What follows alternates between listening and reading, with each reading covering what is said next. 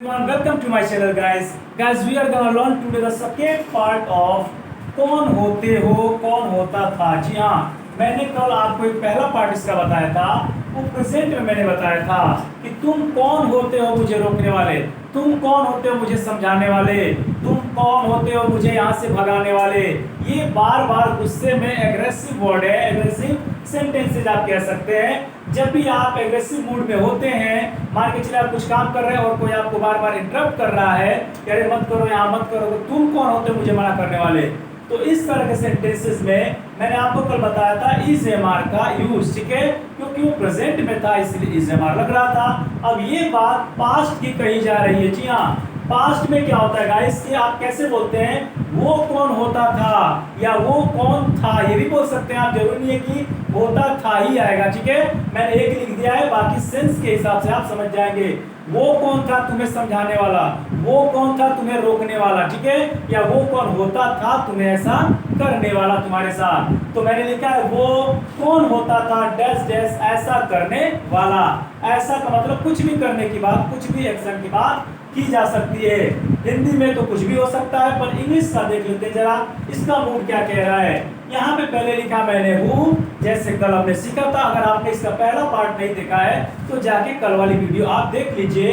कौन होते हो, कौन होता है, इस तरह का मैंने सेंटेंस का स्ट्रक्चर लिखा है। Who was या were, क्योंकि पास्ट की जब बात करते हैं तो पास्ट की हेल्पिंग वर्ब लगती है was या were, जिससे बी फॉर्म इसको बोलते हैं, ठीक है। बी फॉर्म है ये। प्रेजेंट में इज एम आर होती है, पास्ट में was या were हो जाती है। Who was या were, सब्जेक्ट टू, वर्ब की फर्स्ट फॉर्म अदर वर्ड्स। यहाँ पे टू को लगाना कभी ना भूलिएगा, क्योंकि यही मेन इसका स्ट्रक्चर का मूल है, ठीक है गाइस, यही बेस है इसका। Who was या were सब्जेक्ट टू, वर्ब की first form other words. Okay guys, तो was कहाँ लगेगा, for the first singular third singular person के लिए, ठीक है।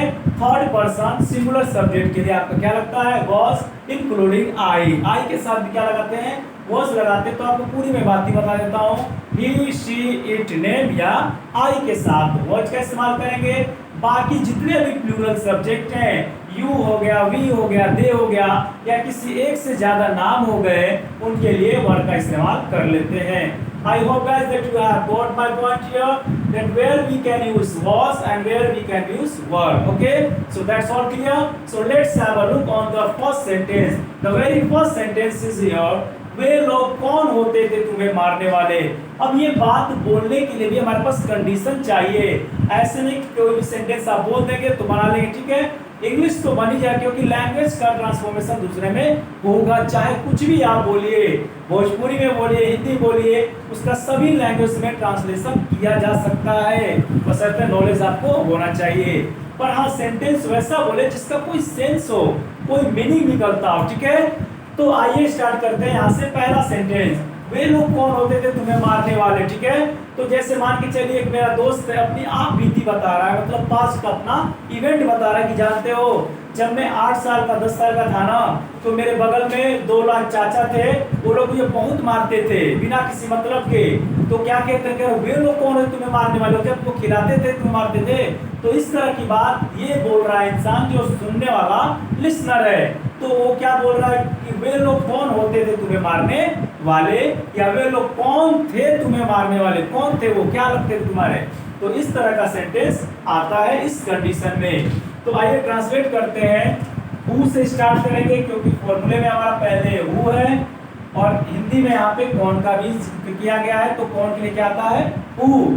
अब हु के बाद वॉज लगेगा कि वर लगेगा, ये बताएगा सब्जेक्ट। जी हाँ, सब्जेक्ट बताता है कि हमारे साथ क्या आप हेल्पिंग वर्ब लगाना चाहेंगे, ठीक है। तो सब्जेक्ट के मूड के अनुसार, सब्जेक्ट के अनुसार हम लोग हेल्पिंग वर्ब का इस्तेमाल करते हैं। तो यहाँ सब्जेक्ट पहले फाइंड आउट करिए। सब्जेक्ट है हमारा वे लोग, वे लोग मतलब दे, और दे के साथ क्या लगेगा, वर। मैंने कहा कि प्लूरल के लिए मतलब एक से ज्यादा ऐसे भी आएंगे तो वर का इस्तेमाल तो करना ही पड़ेगा। तो हु, वर, उसके बाद आ रहा है गाइस सब्जेक्ट। सब्जेक्ट क्या है, दे, हु वर दे। उसके बाद to, who were they to. अब आएगा वर्ब। अब इसमें वर्ब क्या है, मारना। मारने के लिए क्या इस्तेमाल करते हैं, बीट या फिर किल। तो मैंने बताया आपको इससे पहले वीडियो में कि बीट का इस्तेमाल तब करेंगे जब किसी को नॉर्मली आप पीटते हैं थप्पड़ से या छड़ी से या लठ से या डंडे से, जो भी पीटते हैं, यानी जान से नहीं मारते, ऐसे पीटते हैं तो उससे बीट का इस्तेमाल करेंगे। पर जान से मारने की अगर बात करते हैं तो किल का इस्तेमाल करेंगे। जी हाँ, who were they to beat, और किसे, और अदर वर्ड्स में तुम्हें। Who were they to beat you, वे लोग कौन होते थे, टू बीट यू, तुम्हें मारने वाले। गाइस और इसमें कुछ नहीं बचा है, यहां तक फाइनल हमारा सेंटेंस कंप्लीट हो चुका है। हु वर दे, वो लोग कौन होते थे, टू बीट यू, तुम्हें मारने वाले। तो ये फाइनल वाला सेंटेंस यहां तक बन चुका है। अब आइए देखते हैं नेक्स्ट सेंटेंस पे। नेक्स्ट सेंटेंस है गाइस, तुम कौन थे उसे वहां से भगाने वाले। ये बहुत प्यारा वर्ड है, भगाना। भगाने के लिए आपको शायद नहीं पता हो, या पता हो तो अच्छी बात है। भगाने के लिए एक नया वर्ड है ड्राइव अवे। ठीक है गाइस, ड्राइव अवे का मतलब होता है भगाना, किसी को किसी जगह से हटा देना, भगा देना। ठीक है, तो उसके लिए हम ड्राइव अवे का इस्तेमाल करते हैं। तो आइए स्टार्ट करते हैं। फिर से यहाँ पे लिखेंगे हु। अब गाइस यहाँ देखेंगे सब्जेक्ट कौन है, क्योंकि हमको लगाना है हेल्पिंग वर्ड। तो वर्ड या वर्ब के लिए कौन बताएगा, सब्जेक्ट बताएगा। सब्जेक्ट यहाँ पर है तुम कौन थे, तुम, यू, और यू के साथ भी क्या लगता है, वर्ब लगेगा।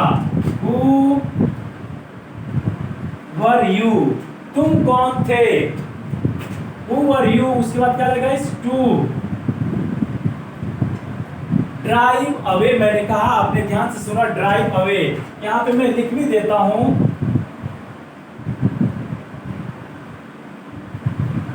Drive away.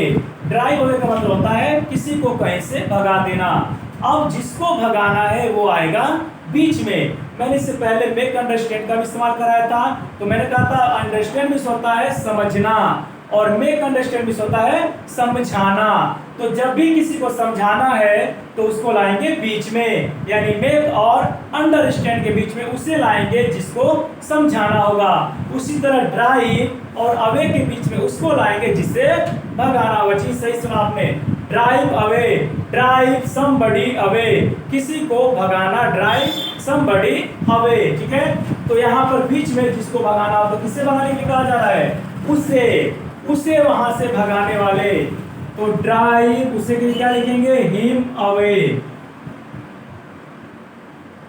ड्राइव अवे जानते सब लोग, हो सकता है कि जानते हो बहुत लोग, पर ड्राइव अवे हिम होगा या ड्राइव हिम अवे होगा, ये कॉन्सेप्ट आपका यहाँ पे क्लियर हो जाना चाहिए। जब भी दो शब्द से मिलकर कोई क्रिया बनती है, उसमें से एक वर्ब होगा और एक कोई प्रीपोजिशन टाइप का या कुछ भी होगा, तो उसके लिए हम क्या करते हैं गाइस, दोनों के बीच में ऑब्जेक्टिव पार्ट को डालते हैं, ऑब्जेक्टिव केस को डालते हैं, जिसको करवाना हो या भगाना हो। जैसे take to, take to miss होता है ले जाना, तो जिसको ले जाना है वो आएगा टेक और टू के बीच में। ठीक है, जैसे I will take you to park, मैं तुम्हें पार्क ले जाऊंगा, I will take you to park, take to के बीच में आ गया यू, तुम्हें ले जाऊंगा तो टेक यू टू पार्क, उसे ले जाऊंगा take him to park. Okay guys, तो यहाँ पे आइए देखते हैं। अब यहाँ फिर से ड्राइव अवे के बीच में आ गया हिम, क्योंकि उसे वहां से भगाने की बात की जा रही है। Who were you to drive him away, और कहां से भगाना, वहां से, वहां से के लिए बोलेंगे from there, from there। तो गाइस आपका ये सेंटेंस कंप्लीट हो गया। तो फिर से देखते हैं, Who were you to drive him away from there, तुम कौन थे उसे वहां से भगाने वाले, या तुम कौन होते थे उसे वहां से भगाने वाले। तो ये दो सेंटेंसेस मैंने इस पास्ट पे दिया है। I hope guys that you have enjoyed my video. Okay, so guys please like, share and subscribe to your friend and your friend circle. Okay guys, invite your friends as much as you can do, जितना हो सके आप ऐसा कर सकते हैं, करिए। ठीक है, और देखते रहिए, मुस्कुराते रहिए, और ऐसे ही सीखते रहिए मेरे साथ इंग्लिश बाय पुष्पेंद्र सर। मेरे चैनल का नाम है इंग्लिश बाय पुष्पेंद्र सर। आप इसको सब्सक्राइब करिए, लाइक करिए। अगर न्यू है तो आप जरूर सब्सक्राइब करिएगा, बेल आइकन को दबाना ना भूलिएगा, क्योंकि बेल आइकन दबाने से ऑल पे आप अगर दबाते हैं तो आपके पास पहला नोटिफिकेशन पहुंच जाता है। ठीक है गाइस, तो मिलते हैं नेक्स्ट वीडियो में, तब तक के लिए शुक्रिया। God bless you, till then take care, thank you.